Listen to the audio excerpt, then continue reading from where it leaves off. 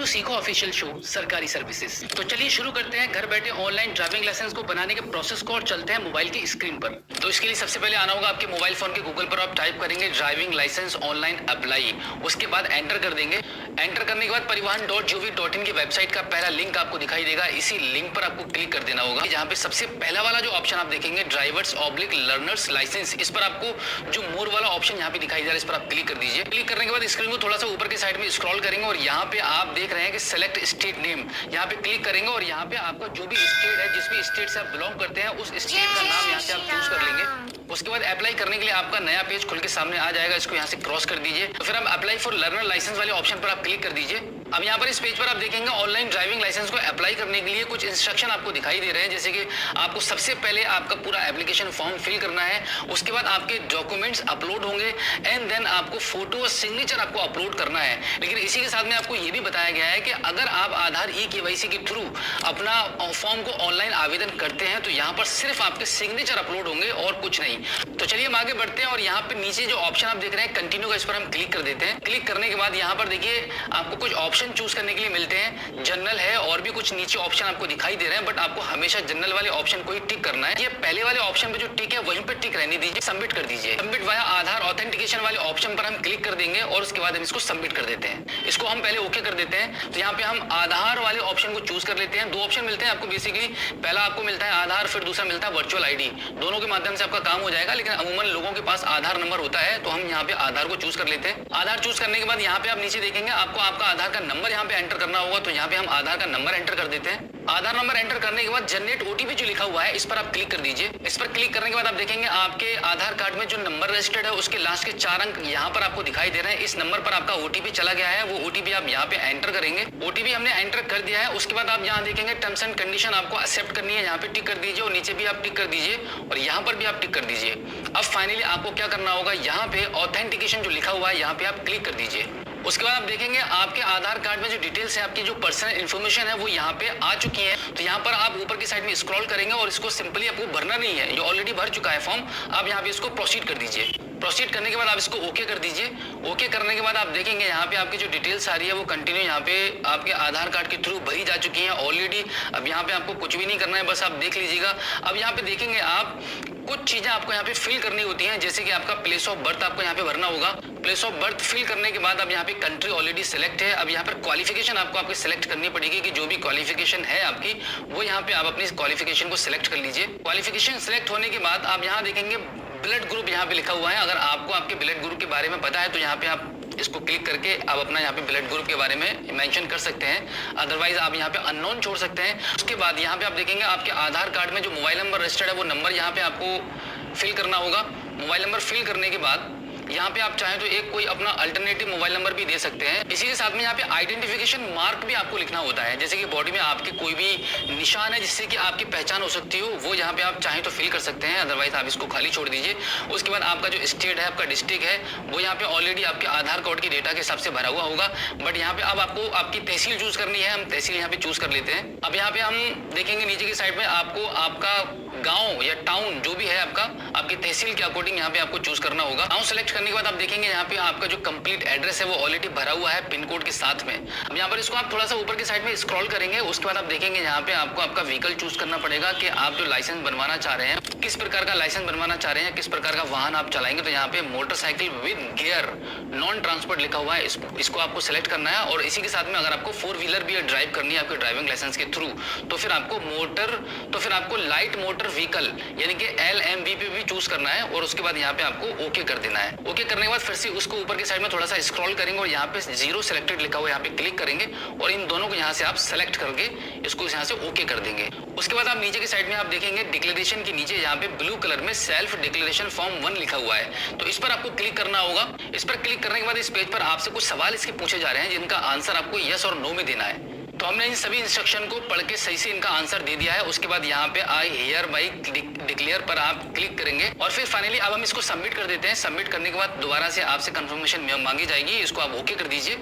Okay करने के बाद आप देखेंगे यहाँ पे जो सेल्फ डिक्लेरेशन का जो फॉर्म है वो आपका ओके हो चुका है, इसको आप ओके कर दीजिए। तो अब यहाँ पर सेल्फ डिक्लेरेशन फॉर्म 1 के नीचे आपसे पूछा जा रहा है कि क्या आप अपना कोई ऑर्गन डोनेट करना चाहते हैं। अगर चाहते हैं तो यस कर दीजिए और नहीं चाहते हैं तो नो कर दीजिए। उसके बाद यहाँ पे जो नीचे के साइड में जो कैप्चा कोड आप देख रहे हैं वो फिल करेंगे और सबमिट कर देंगे। सबमिट करने के बाद आपकी स्क्रीन पर एक छोटा सा पॉपअप आ जाएगा जहाँ पे आपको बताया जा रहा है कि आपने जो मोबाइल नंबर एंटर किया था और जो आधार कार्ड में लगा हुआ है, आपके इस नंबर को कम्युनिकेशन पर्पज से यूज किया जाएगा, तो आप इसको ओके कर दीजिए। अब आप यहाँ पे देखेंगे आपका जो एप्लीकेशन है वो एक्सेप्ट हो चुका है, इसको आप दोबारा फिर से ओके कर दीजिए। ओके करने के बाद दोबारा से कंफर्मेशन मांगी जाएगी कि are you sure to submit the details, फिर से ओके कर दीजिए। फाइनली ओके करने के बाद आप देखेंगे आपके मोबाइल की स्क्रीन पर दोबारा से ये पॉपअप आ चुका है जहां पे लिखा हुआ है congratulations your application has been submitted successfully. आप इसको दोबारा से ओके कर दीजिए। ओके करने के बाद यहाँ पर आपको एप्लीकेशन रेफरेंस स्लिप दिखाई देगी, इसको थोड़ा सा ऊपर की साइड में स्क्रॉल करेंगे। अब यहाँ पे आपका एड्रेस दिखाई दे रहा है और यहाँ पे आपका आरटीओ लोकेशन आपको दिखाई दे रहा है। अब आप इसको नेक्स्ट कर दीजिए। नेक्स्ट करने के बाद आप देखेंगे यहाँ पे आपका एप्लीकेशन नंबर आ रहा है और आपकी डेट ऑफ बर्थ आ रही है। उसके नीचे आप देखेंगे यहाँ पे आपका कैप्चा कोड आपको दिखाई देगा, कैप्चा कोड यहाँ पे फिल करेंगे और उसके बाद सबमिट कर देंगे। अब यहाँ पर आप देखेंगे आपके इस एप्लीकेशन को कंप्लीट करने के कुछ स्टेप अभी बाकी रह गए हैं। यहाँ पर आपका फोटो और सिग्नेचर आपका अपलोड होना है। तो फोटो और सिग्नेचर को अपलोड करने के लिए आप यहाँ पे क्या करेंगे, प्रोसीड कर देंगे। आप थोड़ा सा ऊपर की साइड में स्क्रॉल कर लेंगे तो देखेंगे यहाँ पे आपका जो फोटो वाला सेक्शन है वो ब्लॉक है, यानी कि फोटो अपलोड आपको नहीं करने देगा क्योंकि जरूरत ही नहीं है, आधार कार्ड वाला फोटो आपका आ चुका है। अब यहाँ पे आपको सिर्फ सिग्नेचर ही अपलोड करना है, तो यहाँ पे आप ब्राउज वाले ऑप्शन पर क्लिक करेंगे। उसके बाद यहाँ से हम अपना सिग्नेचर चूज कर लेते हैं। सिग्नेचर चूज करने के बाद अपलोड एंड व्यूज फाइल पर हम क्लिक करेंगे। अब यहाँ पर हम save photo and signature image file पर हम क्लिक कर देंगे। थोड़ा सा ऊपर की साइड पे स्क्रॉल करेंगे। अब यहाँ पे हम फाइनली इसको नेक्स्ट कर देते हैं। अब यहाँ पे आप देखेंगे आपका सिर्फ एक ही ऑप्शन बाकी है, आपको सिर्फ पेमेंट करनी है। तो पेमेंट के लिए आप यहाँ पे इसको प्रोसीड कर दीजिए। अब यहाँ पर आपकी पेमेंट डिडक्ट होने वाली है, तो आप पेमेंट के पेज पर आ चुके हैं। इसको आप थोड़ा सा ऊपर की साइड में स्क्रॉल कर दीजिए। अब यहाँ पे आप स्क्रीन पर देखेंगे यहाँ पे आपकी 350 रुपए की पेमेंट आपकी डिडक्ट होने वाली है। अब इसके नीचे आप देखेंगे यहाँ पे आपको पेमेंट गेटवे के ऑप्शन को चूज करना होगा। यहाँ पे आप क्लिक कर दीजिए। क्लिक करने के बाद आप देखेंगे स्टेट बैंक ऑफ इंडिया का नाम यहाँ पे लिखा हुआ आ जाएगा, इसको आप चूज कर लीजिए। इसको चूज करने के बाद ये जो कैप्चा कोड आप यहाँ पे देख रहे हैं वो यहाँ पे आपको नीचे फिल करना होगा। तो यहाँ पे आप इसको डायरेक्टली पे नाउ पर आप क्लिक कर दीजिए। पे नाउ पर क्लिक करने के बाद आप देखेंगे यहाँ पे आपको आई एग्री वाला ऑप्शन मिलेगा, इस पे आप टिक करेंगे। उसके बाद आप प्रोसीड कर दीजिए। प्रोसीड करने के बाद स्टेट बैंक ऑफ इंडिया का पेमेंट गेटवे का पेज ओपन हो जाएगा। यहाँ पर आपके पास मल्टीपल ऑप्शंस मिलते हैं पेमेंट करने के लिए। आप नेट बैंकिंग के थ्रू पेमेंट करना चाह रहे हैं या फिर कोई किसी अदर बैंक की आपके पास नेट बैंकिंग है उसके थ्रू आप पेमेंट करेंगे, या फिर आप डेबिट कार्ड के थ्रू कर रहे हैं, या फिर आप अदर बैंक के डेबिट कार्ड के थ्रू कर पाएंगे। यहाँ पे स्टेट बैंक ऑफ इंडिया के पेमेंट गेटवे को देखकर आप ये नहीं समझना कि यहाँ पर आपको सिर्फ स्टेट बैंक ऑफ इंडिया की सर्विस ही काम करेगी। अदर बैंक की फैसिलिटी अगर आपके पास है जैसे net banking, credit card, debit card, तब भी आप पेमेंट कर पाएंगे। ज्यादातर लोगों के पास डेबिट कार्ड होता है यानी कि एटीएम कार्ड अवेलेबल रहता है। तो यहाँ पर हम अदर बैंक के एटीएम कार्ड को चूज करके यहाँ पे हम पेमेंट करने वाले हैं। तो यहाँ पे हम क्लिक कर देते हैं। उसके बाद आप देखेंगे आपका यहाँ पे 350 रुपए का पेमेंट का रिमाइंडर आ रहा है जो कि आपका डिडक्ट होने वाला है। इसको आप कंफर्म कर दीजिए। अब यहाँ पर इस पेज पर आप देखेंगे आपको पेमेंट करने के लिए आपके जो एटीएम कार्ड है आपके पास उसकी डिटेल्स यहाँ पे फिल करनी है और उसके बाद पे कर देना है। अब यहाँ पे आप देखेंगे आपकी जो पेमेंट है वो सक्सेसफुली डन हो चुकी है। आपके अकाउंट से 350 रुपए डिडक्ट हो चुके हैं। अब यहाँ पे आप देखेंगे आपकी जो पेमेंट है वो सक्सेसफुली डन हो चुकी है और यहाँ पर आप इस पेमेंट की स्लिप को आप सेव कर लीजिए। उसके बाद दोबारा से आप होम पेज पर आ जाएंगे। आपकी पेमेंट सक्सेसफुली डन हो चुकी है। अब आपका लास्ट फाइनल काम रह गया है आपका टेस्ट क्वालिफाई करने का।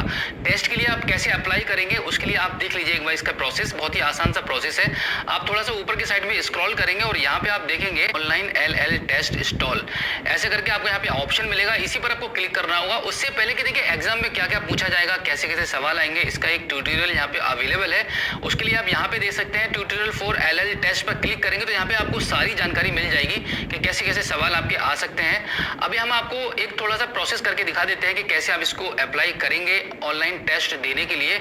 अब यहाँ पे क्लिक कर दीजिए। क्लिक करने के बाद आपका जो एप्लीकेशन नंबर है जो आपके मोबाइल नंबर पर आ चुका होगा वो नंबर यहाँ पर आप डालेंगे और यहाँ पे आप कैप्चा कोड फिल करेंगे और उसके बाद इसको सबमिट कर देंगे। उसके बाद आप स्क्रीन पर देख पा रहे हैं कि यहाँ पे लॉगिन करने के लिए यहाँ पे आपको आपकी डेट ऑफ बर्थ एंटर करनी होगी और उसके नीचे आपको पासवर्ड भरना होगा जो कि आपके रजिस्टर्ड मोबाइल नंबर पर भेजा जा चुका है। अगर नहीं मिल पाया तो यहाँ पे दोबारा से आप रीसेट भी कर सकते हैं। अब यहाँ पर ऊपर की साइड में थोड़ा सा स्क्रॉल करेंगे तो यहाँ पे आपको देखने को मिलता है कि आपके इस टेस्ट को क्वालिफाई करने के 3 अटेम्प्ट आपको मिलते हैं और इसके नीचे आप देखेंगे ये जो मोबाइल का कैमरा ओपन हो चुका है, यहाँ पर इस कैमरे में आपको सीधा सीधा देखा जाएगा कि आप कैसे कैसे टेस्ट को कर रहे हैं, कि क्या आपके आगे पीछे कोई है, आपकी सपोर्ट तो नहीं कर रहा है। तो बिल्कुल इसी प्रोसेस के थ्रू घर बैठे आप अपने ड्राइविंग लाइसेंस के लिए ऑनलाइन टेस्ट को दे पाएंगे। इस छोटे से ऑनलाइन टेस्ट को कंप्लीट करने के बाद आपका लर्निंग ड्राइविंग लाइसेंस बन जाता है। तो ये था घर बैठे आपके मोबाइल फोन के माध्यम से ऑनलाइन आपके ड्राइविंग लाइसेंस को बनवाने का complete process. So I hope आप अच्छे से समझ गए होंगे कि घर बैठे आपके ड्राइविंग लाइसेंस को आप कैसे बनवा सकते हैं। अगर फिर भी आपके मन में कोई सवाल है तो इस एपिसोड के एंड में आप हमें फीडबैक के थ्रू बता सकते हैं। अगर आप बेरोजगार हैं या फिर आप अपना एक